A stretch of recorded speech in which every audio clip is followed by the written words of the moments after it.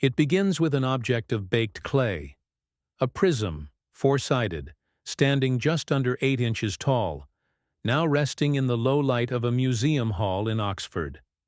Its surface is dense with the neat wedge-shaped marks of cuneiform, arranged in 2 precise columns.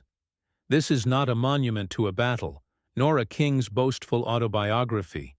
It is an administrative document, a list. It feels cool to the touch, heavy with the dry weight of a forgotten bureaucracy. The object is known as the Weld-Blundell Prism, and it contains a formal accounting of power, a ledger of kings stretching back to a time before our history was meant to begin.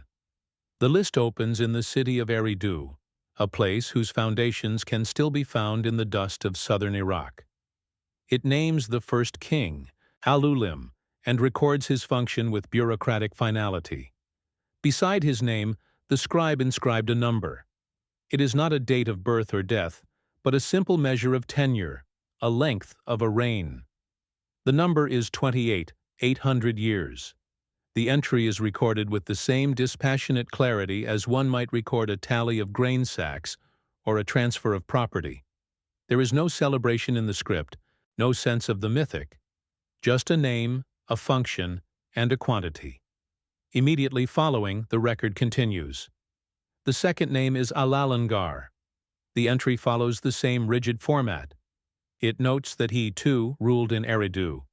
And then another number is entered into the ledger, 36, 0 years. The scribe's stylus would have pressed into the wet clay with practiced efficiency, each wedge a part of a standardized system. The 2 reigns back-to-back total 64, 800 years. This is the opening statement of the document, a calm, ordered account of a period of stability that sits entirely outside the scale of human life, recorded by human hands.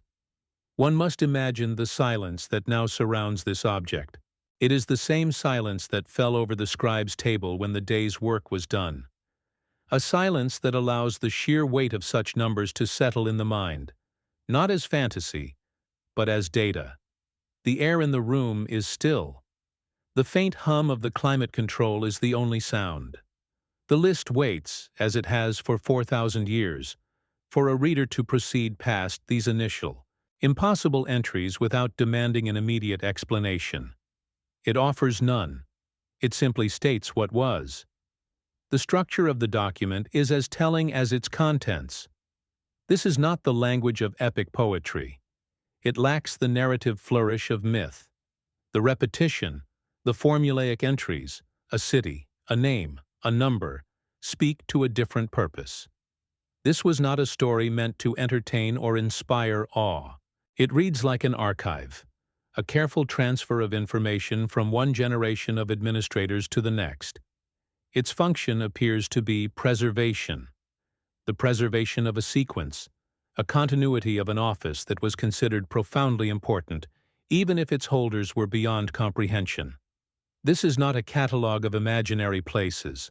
When the list names Eridu, or Larak, or Sippar as the seats of this ancient power, it points to tangible locations. These are the ruins that archaeologists have brushed the sand from for over a century.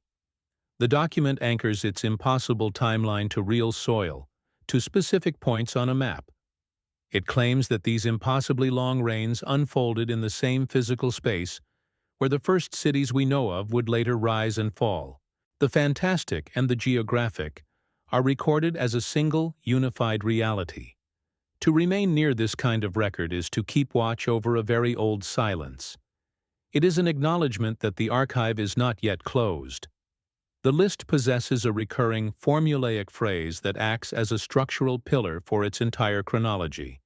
It states that before these kings began to rule, something first had to happen. After the kingship descended from heaven, the scribe writes, the kingship was in Eridu. The phrase is repeated as power is transferred. Kingship, or Nam-lu-gal in the original Sumerian, is treated not as an earned authority or a right of conquest, but as a tangible system. It is an organizing principle, an apparatus of order that is delivered from an external source and installed in a chosen city.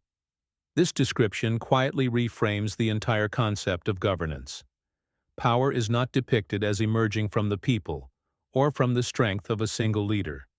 It is presented as a piece of technology, an operational package that can be located in one place for a time and then moved. The list is not just a record of who ruled, but a log of where this abstract mechanism of civilization was housed. The question it forces upon the reader is not whether these kings were real, but what the scribes understood this kingship to be.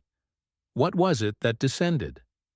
The act ends where it began, with the scribe, his hand moving across the clay. He is not creating a world. He is recording one. He is entering data into a system that was already ancient when he received it. The calmness of his work is the source of the deepest mystery. For him, the reigns of 800 years, and the descent of kingship from the sky were not matters of faith or legend. They were the opening lines of an official history, the necessary preface to his own time. The question he leaves behind is not about the numbers, but about the worldview that could produce them. Why begin the story of humanity with a chapter that is so profoundly inhuman? The full record of the first world, as the scribe set it down, is composed of 8 names. After Alulim and Alalangar in Eridu, the ledger notes that the kingship was moved. In the city of Bad Tibira, 3 kings ruled: Enmenlu-Ana, Enmengal-Ana, and Dumuzid, the shepherd. Following them, the apparatus of power was transferred to Larak, held by a king named Ensipadzid-Ana, then to Sipar, under Enmendur-Ana, and finally, it came to rest in the city of Shurupak, where a man named Ubara Tutu held the office. This is the complete roster. 8 entries in total. The scribe's accounting for this period is precise. The reign of Enmenlu-Ana is recorded as 200 years. Enmengal-Ana, 800 years. Dumuzid, 36 years. In Larak, Ensipadzid-Ana ruled for 800 years. In Sipar, Enmendur-Ana's tenure was 21 years. And the final king, Ubara Tutu, is credited with 600 years. Added to the initial 800 years from Eridu, the administrative total for this first cycle of kingship, as recorded on the clay, comes to 200 years. The number is presented without comment or justification. It is the sum of a closed account. These 8 administrations were not scattered across an unknown landscape. They were housed sequentially in 5 specific cities: Eridu, Bad Tibira, Larak, Sipar, Shurupak. These are not mythical realms. Their foundations have been located, their pottery catalogued, their brickwork measured. The scribe did not place this impossible timeline in a forgotten imaginary world. He anchored it to the same soil, the same riverbanks, where his own civilization was built. The document insists that this sequence of power is part of a single, continuous geography, a single terrestrial history. One feels the need for noise, for an interruption, but the archive offers only the low hum of the air and the weight of the silence between each entry. The scribe's hand did not shake when he inscribed these figures. He was performing a function, not inventing a fiction. The calmness of the record is its most unsettling quality. It asks the reader to simply witness the data as it was entered, to accept the internal consistency of the ledger before questioning its external reality. This is an inventory, not a poem. The numbers, while incomprehensible in human terms, are not random. They display a deliberate mathematical structure. They are frequently multiples of a Sumerian unit of time and calculation, known as a sar, which is equal to 600 years. The first king, Alulim, ruled for 8 sars. The second, Alalangar, for 10 sars. The pattern is too consistent to be accidental. This is not the wild exaggeration of a storyteller. It is the systematic output of a numerological or administrative framework, a system of accounting that operated on a scale entirely different from our own. Consider the third name on the list, Enmenlu Ana of Bad Tibira. His reign is recorded as 200 years. This is not a random large number. It is exactly 12 sars. The entry is as formulaic as the ones that came before it. A name, a city, a duration. The scribe is not emphasizing the strangeness of the number. He is merely recording it as the next data point in the sequence. His task is to maintain the integrity of the list, to ensure the continuity of the record, no matter what that record contains. His successor in Bad Tibira, Dumuzid, called the Shepherd, is assigned a reign of 36,000 years, 10 sars precisely. The repetition of these base 60 multiples is the quiet, rhythmic pulse beneath the surface of the text. It suggests that the duration of these reigns was not measured by observation, but calculated according to a principle. The list is not a history of men, but a logbook of a system. The individuals are placeholders. The mathematical harmony is the subject. The dust motes drift in the low light, each one a tiny suspended moment.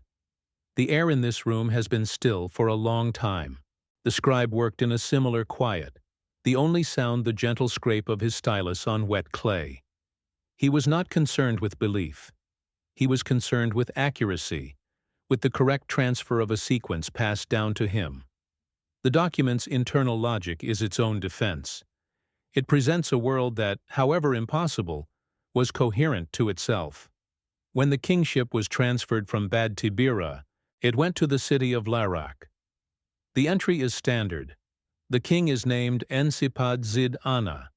His term of rule is listed as 800 years, 8 sars. The ledger continues, the administrative machine moving from one location to the next.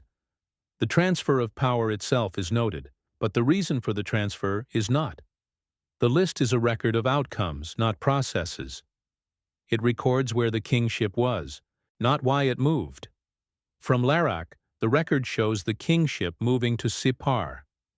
The king is Enmen-dur Ana, a figure sometimes associated in other texts with the foundations of priestly ritual.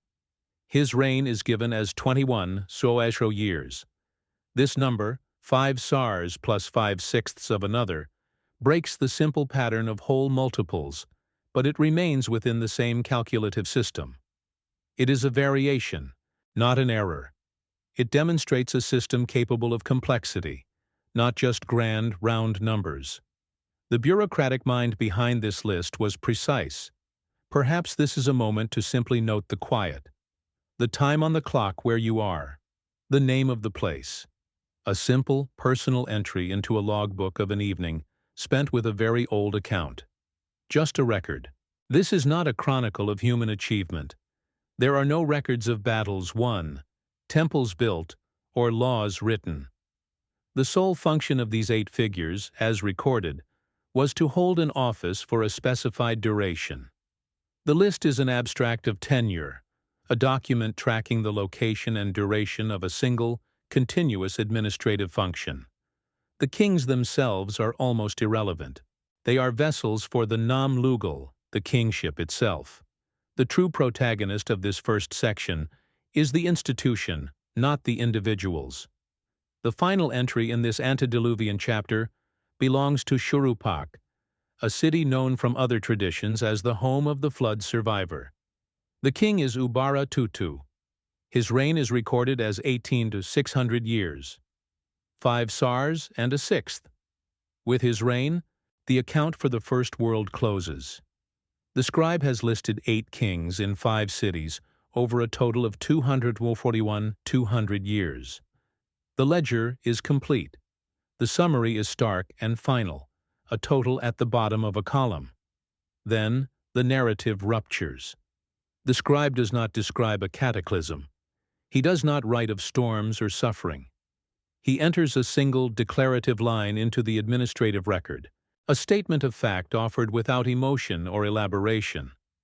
It reads with the dispassionate finality of a closing entry in a logbook. Then the flood swept over. Nothing more. The event that ends a world is recorded as a simple line item, a procedural reset. The silence that follows this sentence on the tablet is absolute. It is a gap in the record that is more powerful than any description. The scribe provides no cause, no aftermath, no period of chaos.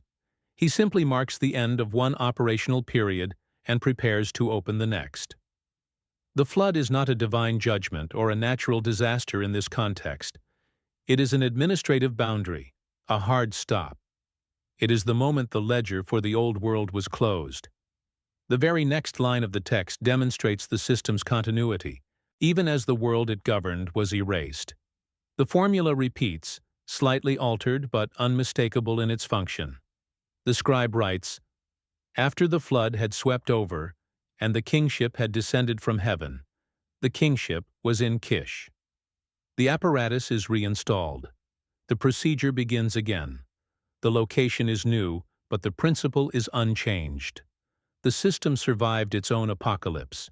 The first king named in this new era, this second world, is Jushur. He is the first ruler of the dynasty of Kish. The scribe enters his name, his city, and the length of his reign with the same methodical precision he used for the kings before the flood. But the scale has been fundamentally and permanently altered. Jushur's reign is recorded as 200 years. The impossible numbers are gone. The old system of accounting has been replaced. The contrast is the entire point. The document does not explain the change. It simply enacts it. From 600 years for the last king of the old world to 200 for the first king of the new. It is a drop of more than 90%. This is not a gradual decline. It is a step change, a recalibration of the entire system. The scribe records this new, diminished reality with the same detached professionalism. For him, it is simply the next entry in the long, strange ledger of civilization.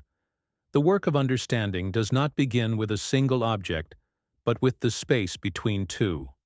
On a wide, dark table under a low-angled light, the data is arranged. Not the clay prism itself, but a careful transcription. Two columns, separated by a deliberate, empty space. On the left, the last entry of the world before, Ubara Tutu of Shurupak, his tenure recorded as 600 years.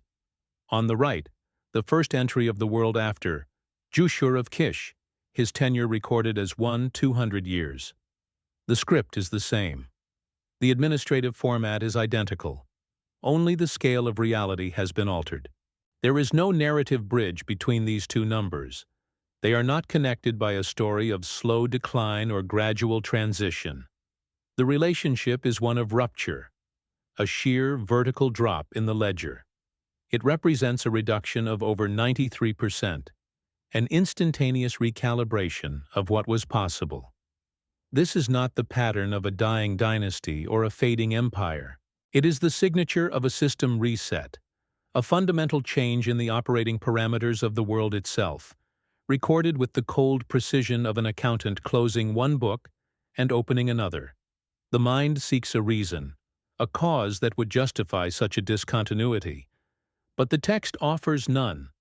It only offers the stark evidence of the effect.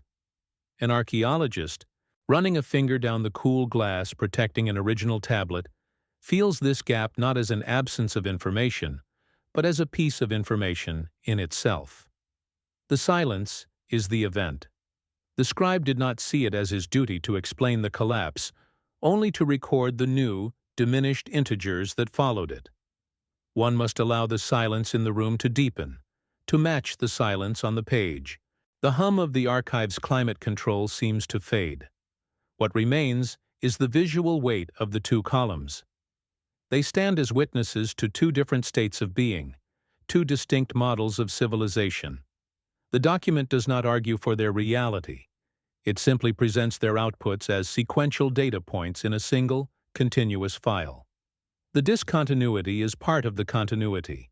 The true anomaly is not the drop in numbers, but what remains unchanged across the gap. The researcher's eye is drawn to the formula, the recurring administrative phrase that frames the beginning of both eras. Before the flood, kingship descended and was established. After the flood, the scribe writes, kingship once again descended and was established. The protocol for initiating an order, the language of installation, is identical. The procedure for turning on the machine is the same, even if the machine that results is a fraction of its former power. This is the pattern that begins to emerge from the dust of the archive. A stable, recurring procedure that produces radically different outcomes. The mechanism of governance, the Nam Lugal, is treated as a constant, a piece of technology that can be redeployed after a catastrophic failure. The implication is unsettling. The flood was not the end of the system. It was merely the end of a cycle. The system itself was durable enough to survive the erasure of the world it governed. To remain with this kind of record is to agree to watch the patterns unfold, no matter where they lead. It is to keep the file open long after the story seems to have ended. The researcher's focus shifts, moving down the second column. The dynasty of Kish. The pattern of decline continues, but its nature has changed. After Djoser's 200 years, his successor is listed with a reign of 960. The next, 670. The next, 840. The numbers fluctuate, but their trend is unmistakable. They are spiraling downwards, moving from the mythic to the merely heroic, and eventually towards the recognizably human. The impossible has been replaced by the improbable, and the improbable is slowly giving way. This second decline is different from the first. It is not a vertical drop, but a long, sloping curve. A gradual decay. It is the signature of entropy, of a power source slowly depleting, of a memory fading over generations. The scribe has, without comment, recorded two distinct models of civilizational collapse. The first was a single, external event. The second is a slow, internal process of attrition. Both are logged with the same methodical, unwavering hand. The text is a record of these two forms of failure. It is an abstract, a summary of a process. The archaeologist knows that the proof is not only in the text, but in the earth. The work of the hand now complements the work of the eye. Stratigraphic charts from the digs at Kish and Shuropak are laid out, showing the layers of the cities as they were lived, destroyed, and rebuilt. They are timelines written in soil and debris. Often, between the layers of two distinct eras of occupation, there is a line, a sterile band of water-laid silt, empty of pottery, tools, and the signs of life. A physical gap in the human record. This layer in the ground is the silent counterpart to the scribe's terse sentence. Then the flood swept over.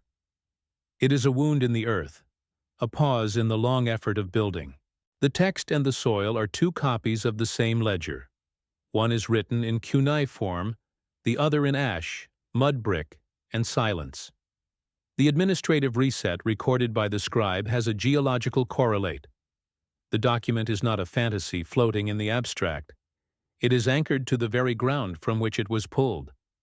The pattern of rupture and diminished recovery is a physical reality. The air in the archive is thick with the dust of these fallen layers. It is the substance of the inquiry itself. To breathe here is to inhale the microscopic remains of these recorded worlds. The silence is not an absence. It is the presence of immense accumulated time, a weight that presses down on the fragile clay tablets and the mind attempting to read them. One must reconsider the function of the scribe. He was not a poet crafting a myth of origin. He was an archivist, a collator of data. His purpose was not to inspire, but to preserve a sequence. The sequence he preserved was not just a list of rulers, but a schematic of a recurring cycle. A world can be established. It can function according to a certain set of rules. It can be erased, and it can be re-established, following the same protocols, but with new, reduced parameters. The king list begins to feel less like a chronicle and more like a technical manual, a document describing the operational history of a system designed for periodic failure and reboot. The reigns are not just dates, they are specifications, defining the capacity of each iteration of the world. The antediluvian kings were the output of one version. the kings of Kish, the output of the next. And so, the pattern solidifies. The list is a catalog of these iterations. It meticulously records the what, the names, the cities, the impossible numbers. It details the how, the descent of kingship, the transfer of power. But it remains profoundly, unnervingly silent about the why. Why was the original model decommissioned? Why was the system reinitiated on a diminished scale? The scribe offers no judgment, no explanation. He only provides the data, the evidence of a repeating pattern of creation and collapse. The researcher turns off the overhead lamp, leaving only the single light on the table. In the focused beam, the two columns sit in stark contrast. The immense, orderly numbers of the first world and the long, decaying tale of the second. They are not two separate histories. They are presented as a single, interrupted account. The pattern is not merely one of succession. The pattern is one of replacement. The rupture in the ledger does not only mark a change in scale, it forces a change in the nature of the inquiry. The focus must move from the event, the flood, to the system that it erased. Before the world was recalibrated, it was administered. The 8 names recorded in the first section of the list are not the subject of myths of creation. They are presented as the holders of an office, the first functionaries of a stable world. Their existence in the text is purely administrative, a sequence of appointments to a single continuous post. The record does not begin with a story of a person. It begins with a function being assigned to a location. The text states that after kingship descended, it was in Eridu. Only then does it name the first holder, Alulim. He is not described. His character is not mentioned. He is an entry, defined by 3 data points: name, location, and a term of service. 28. 800 years. He is the first component in a system, his identity subsumed by his role within the administrative structure. This is a profound reframing of power. These figures are not depicted as founders or conquerors who forged kingdoms from chaos. They are presented as receivers. They do not create the system. They are installed into it. The Nam-Lugal, the kingship, pre-exists them. Their entire recorded purpose is to occupy this office, to maintain its presence in a specific city for a designated period. They are custodians of an order that is not their own. One observes the utter lack of personal detail. No mention of family, of struggle, of achievement. The scribe, so meticulous with numbers and sequence, saw no need to record any deed beyond the successful completion of a term. This silence suggests that, in the logic of this original world, such details were irrelevant. The only thing that mattered, the only thing worthy of the permanent record, was the stable and continuous housing of the kingship itself. The apparatus of this kingship is treated as a discrete, mobile entity. When the tenure of the first 2 kings in Eridu is complete, the list does not say the city fell or a new dynasty rose. It states, with logistical clarity, that the kingship was moved to Bad Tabira. The transfer is recorded like the relocation of a seat of government or a sacred artifact. The institution is portable. The cities are merely temporary hosts. This act of transfer implies a will, an agency, that is separate from the kings themselves. They do not seem to choose to move the Nam-Lugal. A decision is made, a process is enacted, and the ledger is updated. The others are not the architects of this system. They appear to be its high-level employees, subject to its internal logic and its periodic relocations. Their immense reigns are not a measure of personal power, but of the system's own profound stability during their tenure. Within the city of Bad Tabira, 3 names are entered into the log: Enmen-Lu-Ana, Enmen-Gal-Ana, and Dumuzid. The third is given a functional title, the Shepherd. In a human context, this might imply a gentle, protective rule. But within this cold, administrative framework, it reads as a job description. A shepherd does not create the flock. He manages it, maintains its numbers, and protects it from external disruption. Dumuzid's role was the management of a pre-existing order. The air in the archive settles, the faint scent of old paper and dry clay. It is the smell of information that has outlasted its context. The mind struggles to place these figures, to fit them into known categories of gods, men or heroes. They fit none. They are a category unto themselves, primeval administrators. Their only recorded legacy is a set of numbers in a list, a testament to a long period of uneventful operational success. The list is not a history of a people, but an organizational chart. The transfer of kingship from Bad Tibira to Larak and then to Sipar is noted with the same dispassion. The king in Sipar, Enmen-Dur-Ana, is a name that appears elsewhere, linked to the sacred rites of divination, a bridge between the cosmic order and the terrestrial one. Here, his function is stripped of its mysticism. He is simply the designated holder of the office for 21 Iwo-Zerun years. His esoteric knowledge was, perhaps, simply part of his technical qualification for the role. The structure of their succession is also alien. There is no mention of lineage, of sons inheriting the throne from fathers. When one king's term ends, another begins, sometimes in a new city entirely. This is not the logic of dynastic, biological power. It is the logic of appointment, of a series of designated stewards, each serving their term before the office is passed to the next qualified entity. The system cared for continuity of function, not continuity of blood. These beings are defined entirely by what is recorded, and the record is that of a bureaucracy. They held an office. They were located at a specific site. They served for a calculated duration. The scribe's work gives them no inner life, no motivation, no voice. They are as silent as the clay on which their names are written. Their reality, as presented, is one of pure function. This is the source of the deepest unease. Mythological gods are comprehensible. Their passions and conflicts are human passions writ large. But these figures are not mythological in that sense. They are rational, mathematical, and predictable. Their defining characteristic is their adherence to a system. They are the operators of a world that ran like a perfectly calibrated machine, a world of immense, quiet, and inhuman order. The list presents them as a closed set.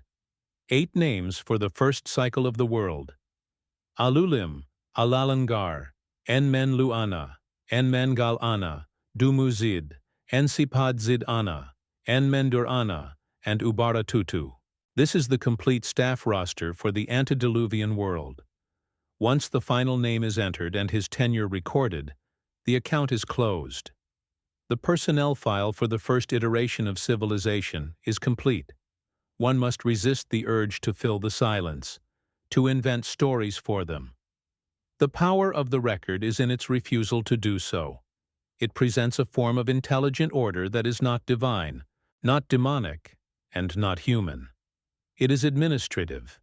It is a form of governance so stable and so long-lasting that it sits beyond the horizon of our own historical and biological experience. The light on the text seems to isolate the wedge-shaped signs that form their names. They feel less like names and more like designations, serial numbers for components that were slotted into a vast and ancient apparatus. Their purpose was not to build an empire or to leave a legacy. Their purpose was to ensure the machine kept running, quietly and without interruption, for a span of time our own history cannot properly imagine. The fundamental question is not whether they were real. The text assumes they were. The question is, what kind of reality could produce such a record?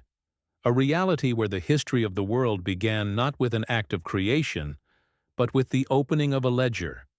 A world where the first and most important figures were not heroes, but functionaries.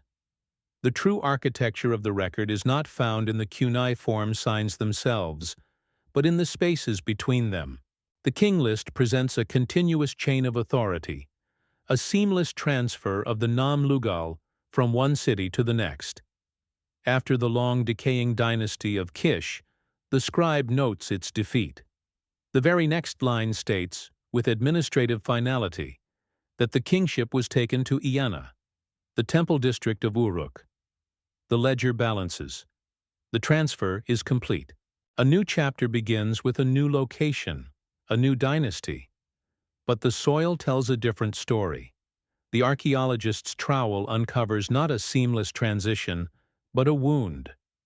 The layers that correspond to the end of Kish's dominance and the rise of Uruk are often separated by a period of disruption. A layer of ash, evidence of widespread fire. A decline in the quality of pottery and the scale of buildings. The physical record shows a period of collapse, a time of regression, a dark age that could have lasted for generations, a period of silence. The scribe's pen moves directly over this chasm. His account acknowledges the transfer of power as a political event, but ignores the civilizational void that made it possible. For the purpose of his record, this period of chaos did not exist. The only history that mattered was the history of the institution of kingship. If the Nam Lugal was in transit or absent, then there was nothing to record. The silence in the text is a deliberate administrative choice. One must sit with this discrepancy. The clean, orderly account on the clay and the messy, violent story in the earth. They are two parallel records of the same sequence, and they are in profound disagreement. The scribe was not documenting the history of a people. He was tracking the location of an abstract principle. The suffering, the rebuilding, the lost generations, these were operational details, irrelevant to the integrity of the long-term file. The invisible antagonist is not an entity, but a policy of erasure. This pattern is not an isolated incident. It repeats. The list chronicles the rise and fall of great cities: Uruk, Ur, Awan, Akkad. In the text, the transfer of kingship is often presented as a swift, almost instantaneous event. One dynasty ends on one line. The next begins on the line below. The continuity of the ledger is paramount.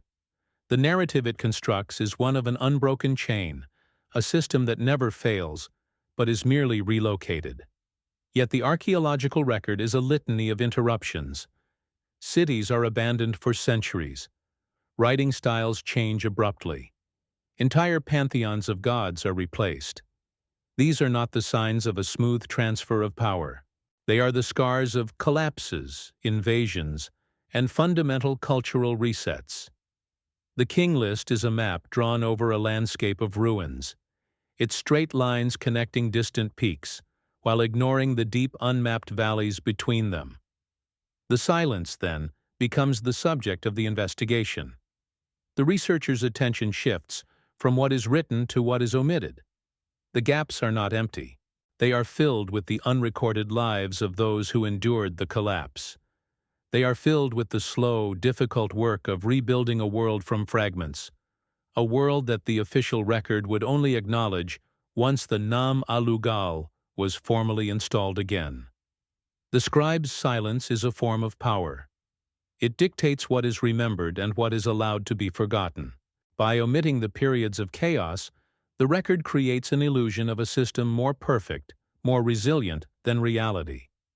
It suggests the order of kingship is a primordial constant, untouched by the fragility of the cities that temporarily house it. The true history is the history of these omissions. What was the function of such a document? If it was not meant to be a faithful chronicle of events, what was its purpose?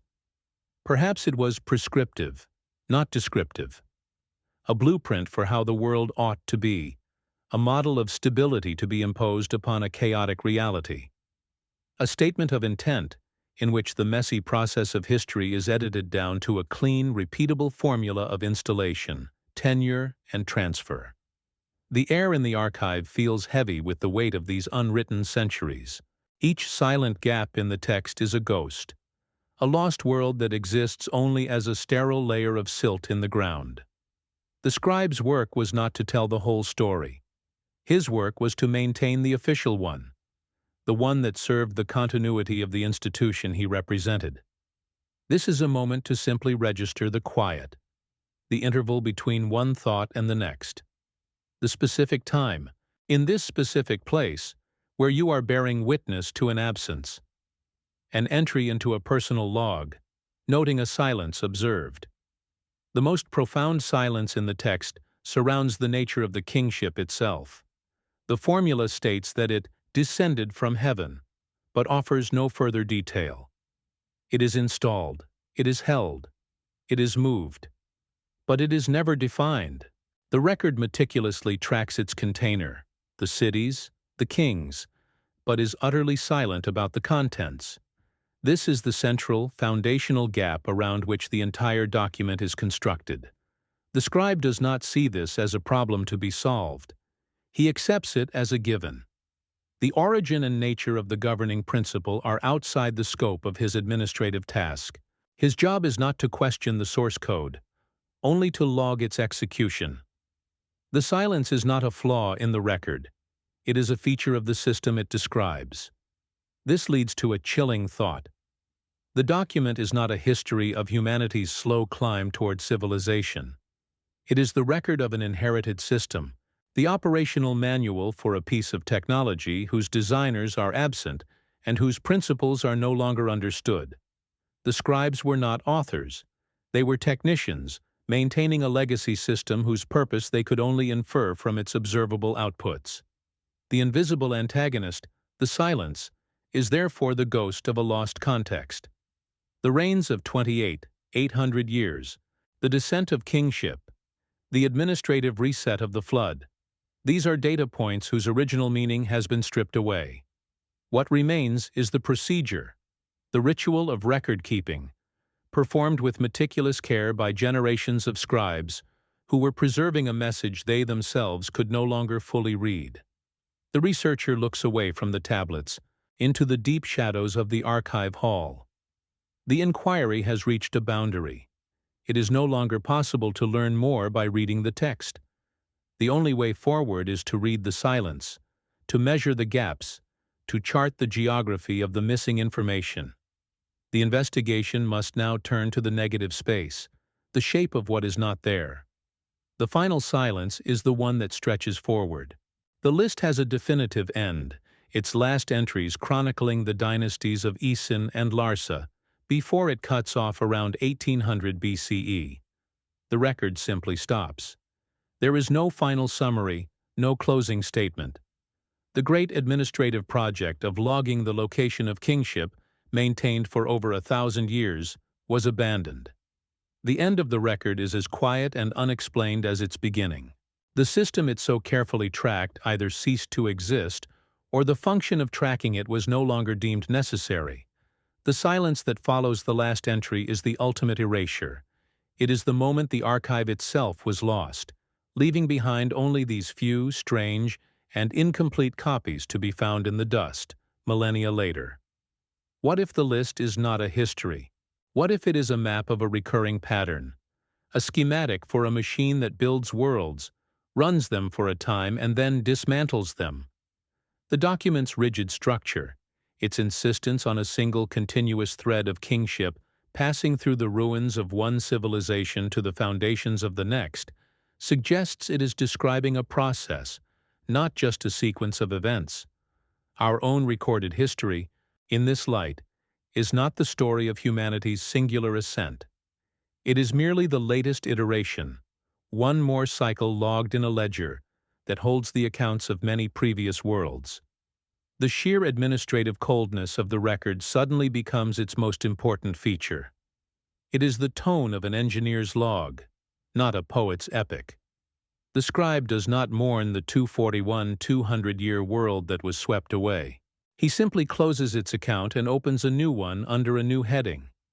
This is the logic of a system designed for periodic, catastrophic failure. The erasures, the silent gaps, the hard resets. They are not accidents. They are features. They are the moments when one version of the world is decommissioned to make way for the next. This implication reframes everything. The antediluvian kings were not simply ancient rulers. They were the functionaries of a prior operating system, a world running on a different set of physical or temporal laws. The flood was not a mythic punishment. It was a system-wide reboot, a clearing of the slate that allowed for a new installation. The Nam Lugal, the kingship itself, is the software, the core programming that survives each crash and is reinstalled in a diminished form to begin the cycle anew. One must let that thought settle in the quiet of this space. The idea that civilization is not a linear progression, but a series of attempts. A series of beta tests, each with its own parameters, its own lifespan, and its own inevitable, scheduled termination. The dust that coats the shelves of this archive is the residue of these failed versions. The list meticulously records the dynasties that followed the flood. The kingship was in Kish. Then it was taken to Uruk, then to Ur. The scribe tracks its movement with the same dispassionate focus, logging the transfer of the central program from one failing server to the next. The text presents our world, the world of human-scale history, as perhaps the seventh major iteration of the system. The previous 6 are logged, their accounts closed, their data archived. We are simply the current entry. This is a profound displacement. It suggests that the entirety of our known past, from the first cities to the present moment, is but a single chapter in a book whose earlier volumes are lost. We are not the authors of the story. We are characters who have appeared late in the narrative, inhabiting a world built upon the silent, unexcavated foundations of at least 6 previous versions. The King List is the only surviving table of contents. The document, then, is not a chronicle of what happened. It is a statement of principle. It argues that this is how the world works. It establishes a precedent. An order is installed. It runs its course. It is erased. A new, lesser order follows the same protocol. The scribe's purpose was not to preserve the memory of the past for its own sake, but to preserve the memory of the pattern itself. The pattern is the message. The low hum of the building's machinery is the only sound. It is a steady, rhythmic presence, like the quiet operation of a system that has been running for a very long time. It is a sound one ceases to notice until the silence becomes its subject. If this is the case, then the Sumerian King List is the most important historical document ever found, precisely because it is not a historical document at all. It is a user manual, left behind by an earlier, forgotten generation of operators. It is a guide to the cyclical nature of the system we inhabit, a system whose fundamental rule is that no iteration is permanent. The implications of this extend beyond the ancient past. The list does not have a proper ending, it simply stops. But the pattern it describes has no logical endpoint. It is a repeating cycle. The question it forces into the quiet of the room is not about what happened to these lost worlds, but whether the rules that govern their existence still apply to our own. To continue watching this archive is to acknowledge that the ledger is not necessarily closed. It is to remain present as more of the record is pieced together, understanding that it may not be a story about them, but a schematic about us. The purpose of preserving such a record becomes terrifyingly clear. It is not a monument to the dead. It is a warning to the living. It is a quiet, factual statement that the order we take for granted is conditional, that the ground beneath our cities is not solid, and that our entire civilization is an entry in a list whose final line has not yet been written. We are left with the object itself, the clay prism. It feels less like an artifact and more like a piece of diagnostic equipment, a device that has recorded the output of a vast and ancient machine. It does not explain the machine's purpose, but it proves its existence. It proves that the system has been run before. This changes the nature of the silence that surrounds it. It is no longer the silence of a dead past. It is the quiet of a system in operation, a pause between cycles. It is the unnerving calm of a world that is running according to a script it cannot read, a script that has already been performed in different ways, many times before. The fundamental contradiction of the document is its ultimate message. It is a record of continuity that is built entirely from a history of rupture and erasure. It promises order, but its only evidence is a catalogue of collapse. It speaks of kingship, but its true subject is the void that follows them. The final implication, then, is not found in the numbers or the names. It is in the simple, terrifying fact of the list's existence, that someone, at the very dawn of our own historical cycle, felt it was of the utmost importance to record that they were not the first, and to suggest, in the cold, dispassionate language of an administrator, that they would not be the last. The low light of the museum hall grows softer as the hour deepens. The air stills. All the questions posed, all the numbers read, all the patterns traced, now fall away, leaving only the object itself. It rests inside its glass enclosure, a small four-sided column of baked clay. It is a thing of the earth, given a precise and durable form. The script that covers its surface is no longer a text to be deciphered, but a texture, a series of deliberate scars left by a hand that has been dust for 4,000 years. It has finished speaking. Its presence is now its only statement. One observes the silence that has reclaimed it. It is the same silence that filled the scribe's room after the day's accounting was done. It is the silence of the kiln where the clay was fired into permanence. It is the long, patient silence of the soil at Larsa that held it for millennia. And now, it is the curated, climate-controlled silence of this room, a silence that holds the object apart from the flow of our own time, preserving it in a state of perpetual, quiet waiting. The journey of this object through time is a history in itself, a story of survival against entropy. It has outlasted the temples of the cities it names. It has outlasted the empires that rose and fell over its resting place. It has outlasted the languages and gods of the world that created it. Its survival was not an act of will, but of simple materiality.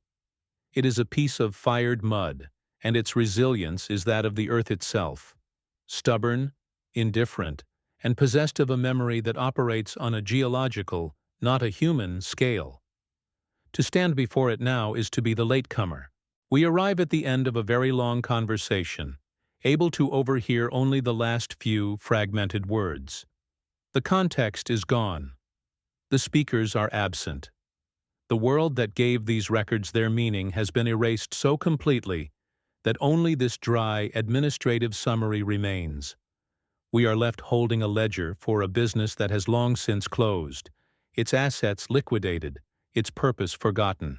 The mind drifts from this quiet hall back to the source, to the low, wind-scoured mounds of southern Iraq, where the foundations of Eridu and Shurupak still sleep beneath the dust.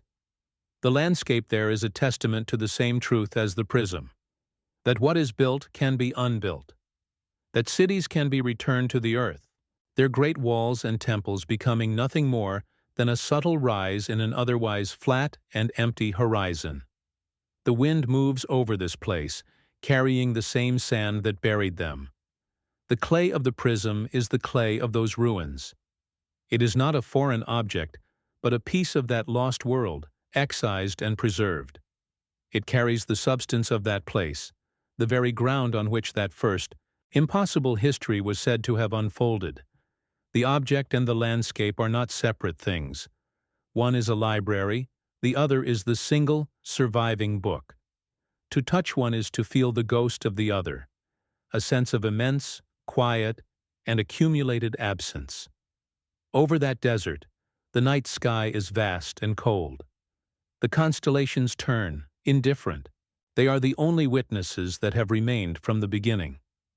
They watched the first cities rise from the river mud, and they watched them fall back into it. They saw the scribe's lamp, a tiny point of light in a great darkness, as he pressed his stylus into the wet clay, recording a history that already felt impossibly ancient.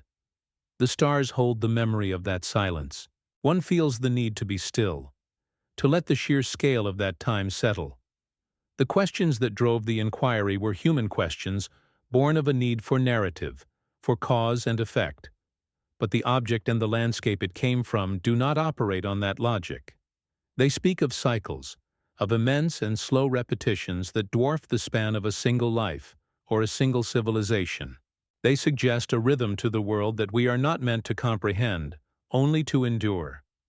The initial question, "What does this list mean?" now feels inadequate. It is a question asked of a witness that no longer speaks our language.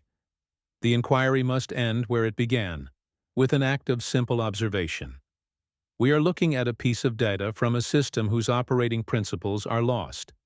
The numbers, the names, the formulas, they are the output of a machine that has been shut down, its designers long since departed. What remains is the pattern. The idea of a world that is not a linear progression, but a series of drafts, a sequence of organized systems, established and then erased. The record does not mourn their passing. It simply notes the closure of one account and the opening of the next. The document's deepest truth may be this, that it is a schematic of impermanence, a formal acknowledgement of a fundamental law of its world. The scribe's hand is gone. The king's throne is dust. The priest's chant is scattered on the wind. All the human activity that surrounded this object has vanished. But the information, in its stark and skeletal form, has persisted. It has been stripped of its life, its culture, its meaning. It has become pure structure, a ghost of a logic that continues to haunt the foundations of our own history.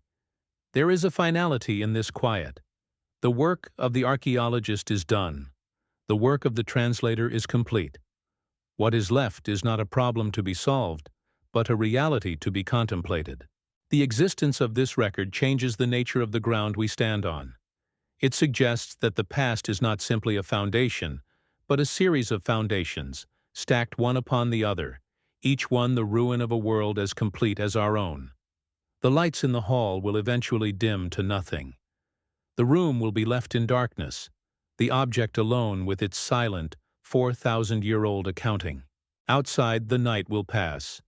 The sun will rise over the deserts of Iraq, illuminating the low mounds where this story began. The great impersonal cycles of the world continue, utterly untroubled by the questions of a species that has only just arrived. The prism remains, a small, dense object in the dark.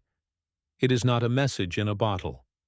It is a piece of the ship itself, a fragment of a wreckage that proves there were other voyages before ours.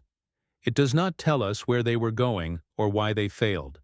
It only records that they were, and in its cold, administrative silence, it leaves us with the unnerving sense that the ledger it represents is not yet full.